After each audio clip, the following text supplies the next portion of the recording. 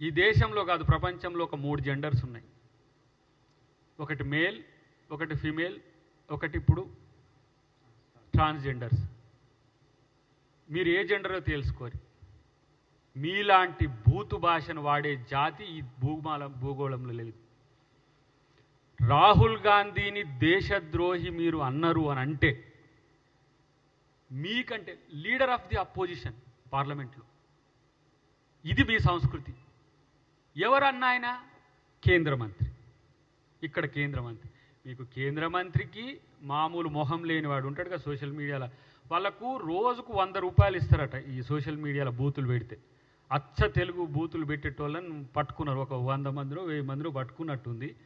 ఇక వాళ్ళు పెట్టే తిట్లు నేను నా పుట్టుకని చదవగలేదు, నేను 50 ఏళ్ళు దాటొస్తున్నా. కానీ ఇలాంటి నీచ నికృష్టమైన పదాలు వాడుకుంటూ మీరు ఇవాళ మళ్ళీ మాట్లాడతారు పవిత్రులం మేమని చెప్పి.